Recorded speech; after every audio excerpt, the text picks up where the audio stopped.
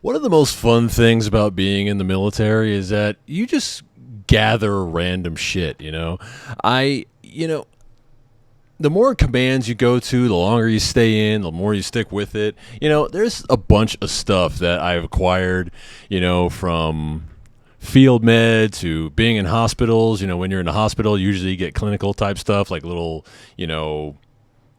different kinds of bandages and different kinds of, rolls of tape and, stuff like that. If you go to a more forward sort of command, like if you go to like field med or you're with the Marines, you get little Molly gear and little pocket knives and Leatherman tools and all kinds of stuff. So I've got like a bunch of stuff in my sea bag that I have no use for, but it's just cool stuff. Like I probably got like a half a dozen balaclavas, those pullover masks, and I used them maybe 2 or 3 times, once when it was just cold outside, we were in the mountains, and another time I think it was like a Halloween costume. But I gather all this stuff. So one thing that I got that I had to get rid of, at the behest of my wife, was a bow and arrow set. Not like a fake pretend bow and arrow set or like a target shooting bow and arrow set, like a real life hunting Joe Rogan style bow and arrow set, like the kind Ted Nugent has, okay? I got one of those. I was in the barracks and a buddy of mine who probably wasn't supposed to have it, he said, hey Jonesy, I'm getting out of here. Do you want my bow and arrow set? I'm like, fuck yeah, I want your bow and arrow set. I'm a red-blooded American. Of course I do. I want anything sharp. So I get this guy's bow and arrow set. And at the time I was in X-ray school, we were in San Antonio, and you can look back on my other podcasts about that whole scenario, but basically I was in the barracks for half of it, and then for the other half, the clinical portion, we moved out in town off base, and my family came, and we had our own place. So it was a really nice neighborhood in San Antonio. I forget the name, but a suburb of San Antonio. But it was a nice area, it was nice houses, it had a nice gym right up the road and grocery stores and all that stuff. It was a nice little suburban neighborhood. I mean, the house wasn't all that great. It had some issues, but it was, it's a part of our history. It's a part of our family history, the house in San Antonio. It's always going to be that. So anyway, what happened, in that neighborhood, there were really, really bad possums. I don't know if you've ever seen a possum in real life, but they are fucking hideous, especially at night. They tend to come out at night, but they got these really ragged teeth, and they have these demonic-looking eyes. They're fucking nasty little bitches, man, I'm telling you. And what would happen is in the morning on garbage day, everybody puts their garbage out, on the curb, and in the morning, the garbage guy comes, but there was just garbage strewn up and down the street, and I'm like, holy shit, what happened? I'm thinking it's kids, I'm thinking, okay, some goofball kids came by and knocked over the trash cans and, made more work for the garbage men. That sucks. If I see those little bastards, I'll, I don't know what I'll do. Trying to stay out of prison. But anyway, so, this neighborhood, it's full of a bunch of ex-military. I think there's a couple of current military people, but we all kind of know each other, or, thanks to my wife, we all kind of know each other because, my wife is the social person. I'm a little more reclusive, but, she gets to know people. I get to know people.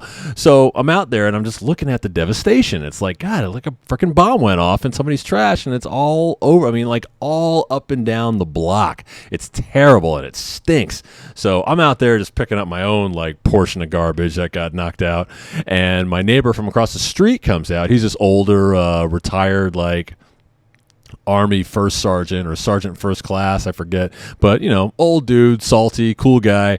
He says, hey, what the hell happened out here? Or I said, well, what the hell happened out here? And he said, oh, those goddamn possums. I'm like, really? Possums did this? Holy shit. He's like, yeah, there's a bunch of them. There's like a dozen. You come out at night. Like, I won't even come out at night, especially on garbage day, because they're just everywhere. And I'm like, Jesus. So, a couple of weeks of that goes by, and it's a pain in the ass, man. Like that. Apparently, that first week that I saw it was kind of a bye week for them. They must have had half their manpower down, because the next week it was way worse. Just garbage all up and down the street. So I'm like, okay, fuck this shit. So I go in my sea bag. I find this grease paint that I got from Field Med. They paint your face up like the commandos. I found some grease paint, and I got that bow and arrow set that the guy gave me. And I'm walking out there. It's 11 o'clock at night. My wife is like, "What are you doing?" I'm like, "Nothing." She turns on the light, like, like click, she's sitting right there like, "Oh, hey, baby, what's going on?" Like, "What's going on? What's that stuff on your face?" I'm like, "Nothing." I'm like, "What's that in your hand?" "Oh, come on, baby. I'm going to go out there and I'm going to bullseye one of these fucking possums." She's like, "Are you crazy? You're going to go out there with a bow and arrow in the middle of our neighborhood?" My wife is the voice of reason on like 90% of stuff. My wife is definitely the reason I'm not in prison right now, because every crazy idea I have, or every less than, I'm not aware that I'm a grown-ass man. I mean, I am, but I'm not, Grown-ass man, but still, man, I can't help but do goofy shit. So I somehow talked my wife, and let me go out, see if I could spot one at least, So, okay, just promise me to be careful. So, she let me go out there. So I'm out there in the bushes, man. It's like fucking Nam, dude. I'm out there. I got my boonie cover on. I got my grease paint. I got my bow and arrow, and I'm ready to Rambo the shit out of these motherfuckers. Okay, so I'm out there, and it's the middle of the neighborhood, right? It's like 11, 12 o'clock in the morning, So I'm out there, and I'm hiding in the bushes, and I'm just waiting to see what I could see. Like, are they really going to come out? Am I going to be able to see them? Because if you've ever seen them, for some reason, the ones that I've seen, they're not like super scared of people, usually like, rodents, vermin like that, they see you and they kind of skitter away. Not these guys. The couple of possums that I've seen up close, they just kind of stand there and show you their teeth and shit. I'm telling you, there's some scary motherfuckers, man. I don't understand how it's not legal to just blast these bitches. So anyway, I'm laying out there, and I spot a couple of them. They're coming out, So they're out there, and I'm like, okay, let me try to find one close enough or get close enough so I can, shoot one with an arrow. I got those expandable tips, so when they hit, they expand. So it's like they're pretty nasty arrows. They're no shit hunting arrows. So I'm out there, and I get one, and I get pretty close, probably like, I'm not a great shot, but probably like 70 feet away. I don't know how great a shot that is. You archers out there, comment if 70 feet is a good shot to hit a moving target or not. I don't know. But I shoot it, and I somehow hit it on the first try. And I nail it, and I'm super happy, man. That thing let out this crazy noise, and I'm like, fuck yeah! Can't believe it actually worked. So I shot one, and I'm thinking that, okay, the blood, will scare the rest of them away. They see one of their homies get whacked, they're not going to come back here, at least not tonight, And sure as shit, that trash day, nothing. And my neighbor was like, I didn't tell him right then, but I was like, yeah, look at that. Yeah, I don't know what happened. I guess they all slept in or something, So I'm like the hero of the neighborhood, walking out with my chest all poked out because I whacked one of those fucking possums, and I saved the town. So I'm thinking, great, problem solved, So next trash day, no possums. Follow-up trash day, they're at it again. I'm like, God damn it. Okay, well, you motherfuckers don't learn. Well, here we go. So I get out there again. This time I don't even tell my wife. I just walk by. I got the grease paint, the boonie cover, and the bow and arrow set. And she's like, have fun, honey. I'm like, thanks. So I go out there, and it takes me a little bit longer because I guess they're wise to me now. So it takes me a little bit longer. I'm out there. I'm hiding in the bushes or behind a tree. This is it's Texas, so there's some woods.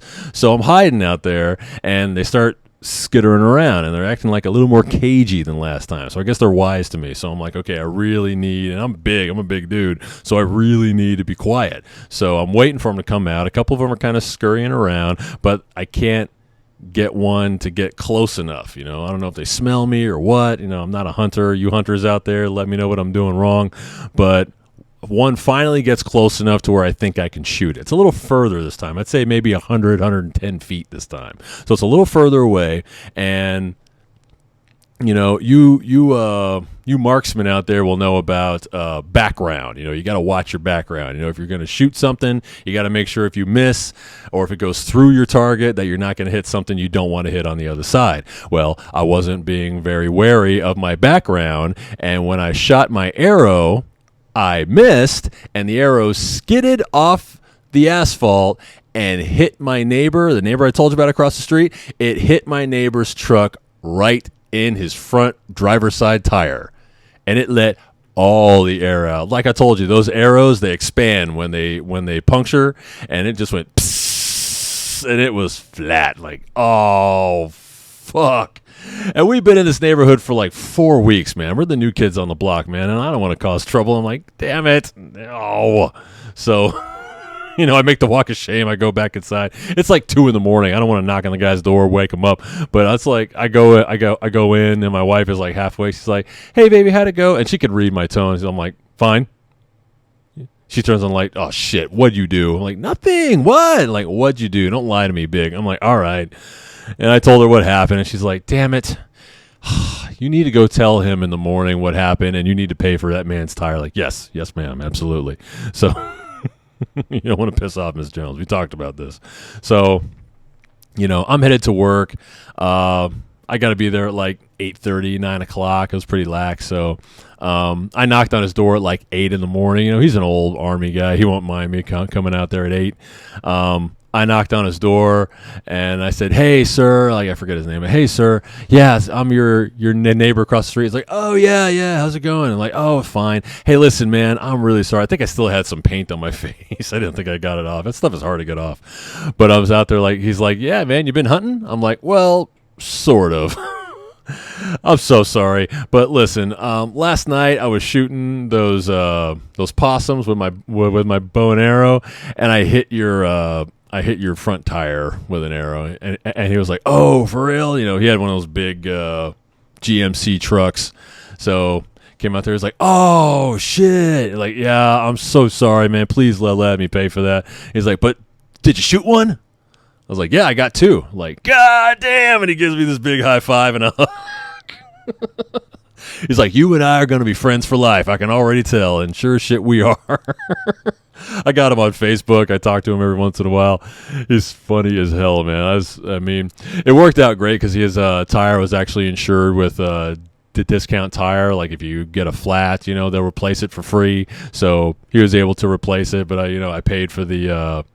He didn't have a spare, so I had to tow it. So like, well, at least let me pay for the tow. He's like, all right. He was reluctant. Like, "Look, I'm retired, man. I got money lying around. I don't even do anything with." I was like, "Please, it would make me feel better."